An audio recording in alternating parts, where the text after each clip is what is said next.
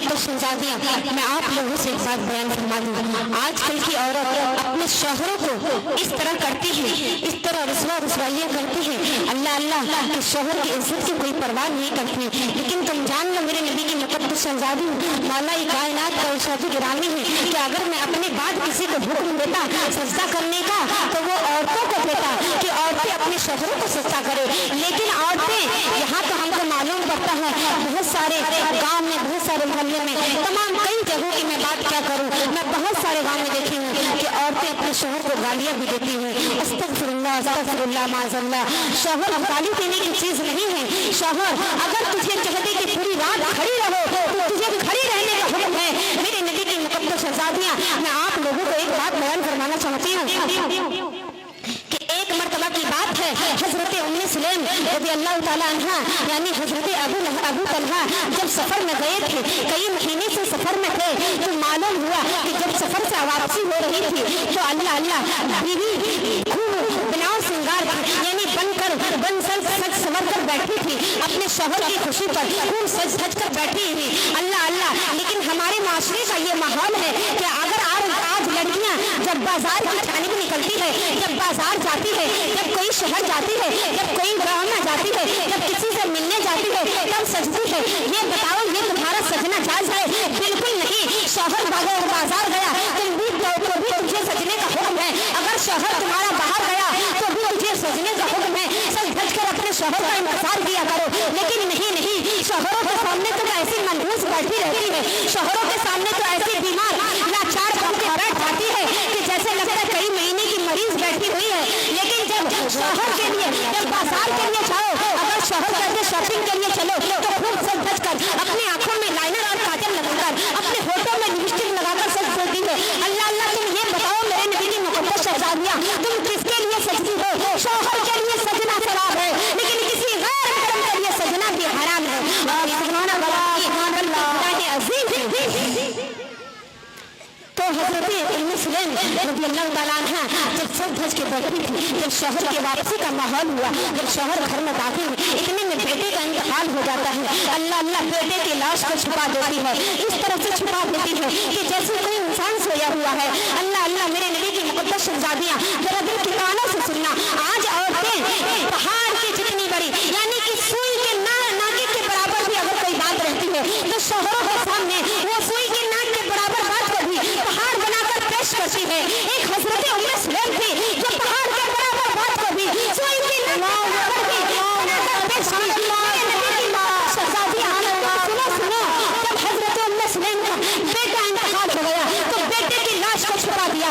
जब शौहर घर में दाखिल हुए तो सलाम अर्ज करती है, फिर शौहर के लिए अच्छे से खाना लगाती है, पानी लगाती है, शौहरों को मीठी मीठी बातों कहकर खाने खिलाती है, मीठी मीठी बात कहकर शौहरों के ऊपर यानी कि जितनी बातें होती है अपने शौहरों के साथ, जब शौहर खाने से फारिग हो जाता है तब वो क्या कहती है कि अपने शौहर और बीवी का जो मामला होता है वो भी शौहर और बीवी का मामला जो होता है, जो शौहर का मामला होता है वो भी वो भी कर लेती है। जब शौहर से फारिग हो जाता है, खाने पीने हर चीज से फारिग हो जाता है, जब बदन सुकून में इत्मीनान की जगह पे आ जाती है, तब शौहर को जब देखती है कि शौहर का मिजाज बन गया तो शौहर से बैठा कर देखो किस तरह से पूछती है कि ऐ मेरे सरताज, आप ये बताइए कि अगर किसी की अमानत मेरे पास है, अगर वो अपनी अमानत मांग रहा है तो क्या हम उसकी अमानत को दे दें या नहीं दे? अगर वो अपनी अमानत मुझसे ले लिया हो तो क्या इसमें नाराज होने की बात है या नहीं? तो शौहर में जवाब देता है नहीं, जिनकी अमानत है वो अमानत अपनी बेशक वो ले सकता है, इसमें हमें नाराज होने की कोई बात नहीं है।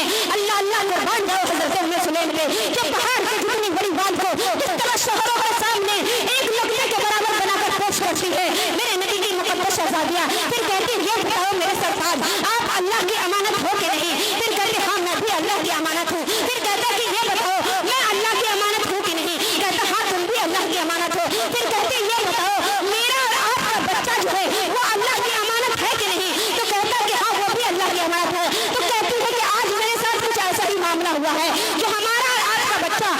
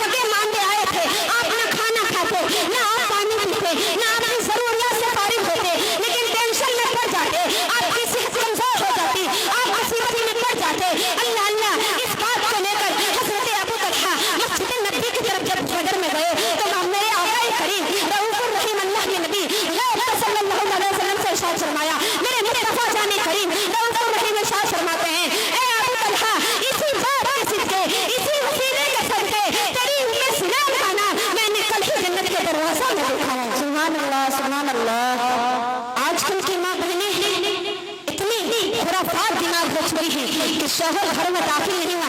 अरे तुम इतनी देर से बाहर थे, घर में गैस का बाटला खत्म हो चुका है, तुम इतनी देर से बाहर थे, तुम क्या करते हो बाहर में? बच्चे की तबीयत खराब है, तुम क्या करते हो बाहर में? तुम अपने ऐशबाजी में लगे रहते हो, तुम अपने तरह तरह के दुनियावी कामों में लगे।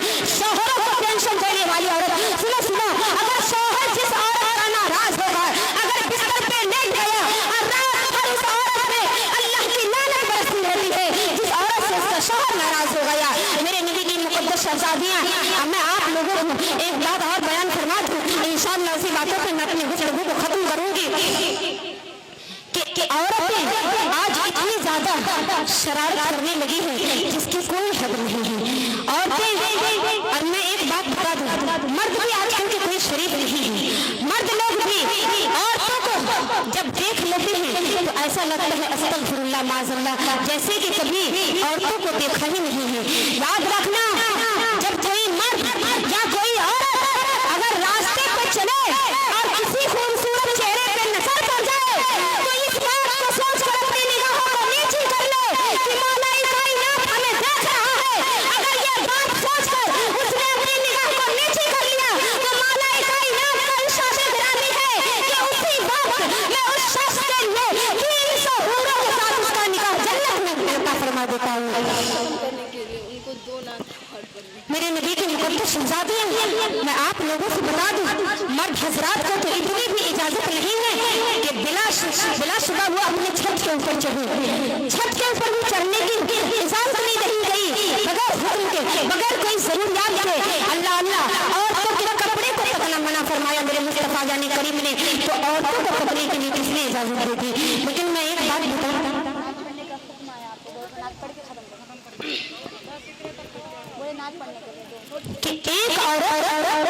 एक औरत 4 मर्दों को जहन्नम में लेके जाएगी। कितनी मर्द को? 4 मर्दों को। औरतें इतनी फितना व फितूर होती है जो एक औरत 4 मर्दों को जहन्नम में लेके जाएगी। जब बरोज़े हश्र औरतों को जहन्नम में डाला जाएगा, मौला करीम इरशाद फरमाएगा फरिश्तों से, क्या फरिश्ते जाओ इस औरत को जहन्नम में ले जाओ घसीटते हुए। तो औरतें कहेगी नहीं नहीं मेरे मौला, जब मैं दुनिया में थी तो मेरे सरपरस्ती, मेरे सर पे यानी मेरा हाकिम मेरा बाप था। मेरे बाप ने मुझे कभी गलत कामों से नहीं रोका, मेरे बाप ने मुझे कभी बाजार जाने से नहीं रोका, मेरे बाप ने मुझे कभी गैर कामों से नहीं रोका, मेरे बाप ने मुझे कभी बुराई से नहीं बाज नहीं फरमाया। इसीलिए कि मेरे साथ जहन्नम का हकदार मेरा बाप है। अल्लाह अल्लाह, देखो जरा औरत की फितना को। मेरे मौला का इरशाद होता है कि ऐ फरिश्ते जाओ इसके बाप को भी पकड़ो और इस औरत को भी पकड़ो और जहन्नम में घसीटते हुए ले जाओ।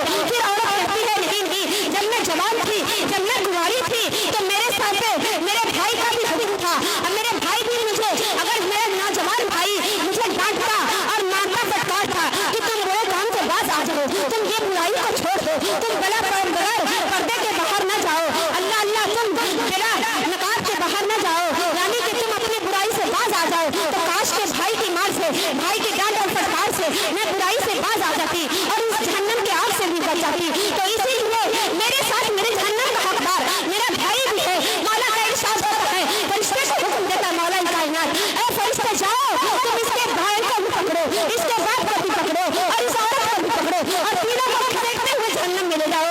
फिर औरत कहती है नहीं नहीं, जब मैं शादीशुदा हो गई तो मेरे शौहर का हुक्म मेरे ऊपर आ गया। अगर मेरा शौहर कहता कि ऐ औरत तू नमाज नहीं पढ़ेगी तो मैं तुझे तलाक दे दूंगा, ऐ औरत तू अगर मेरी मेरी बातों को नहीं मानेगी तो मैं तुझे अपनी जिंदगी से डिलीट कर दूंगा, ऐ औरत अगर तू अपने घर में इज्जत और आबरू के साथ जिंदगी बसर नहीं करेगी तो मैं तुझे अपनी जिंदगी से खत्म कर दूंगा। शायद उसकी तलाक की धमकी से मैं इस अजाब से बच जाती, उसकी तलाक की धमकी से बुराई से बाज आ जाती और ये जहन्नम की आग से भी बच जाती। इसीलिए मेरे साथ मेरे जहन्नम का हकदार मेरा शौहर भी है। अल्लाह अल्लाह, मौला कायनात साथ फरमाता है, ऐ फरिश्ते जाओ इसके बाप को भी पकड़ो, इसके भाई को भी पकड़ो, इसके शौहर को भी पकड़ो और इस औरत को भी पकड़ो और इसकी 3 चारों को जहन्नम में घसीटते हुए ले जाओ। फिर और कहती है नहीं नहीं, अल्लाह अल्लाह, अभी नहीं, अभी मेरे सर मेरा बेटा भी है, जिस बेटे को मैंने 9 महीने अपने शिकम में रखा, जिस बेटे को मैंने, जिसके लिए न जाने कितनी रात जागी, जिसके लिए मैंने न जाने कितनी रात भूखी सोई, न जाने कितनी ताने मसले सुने, तरह तरह के तर्कों से मुश्किल मुश्किल से मैंने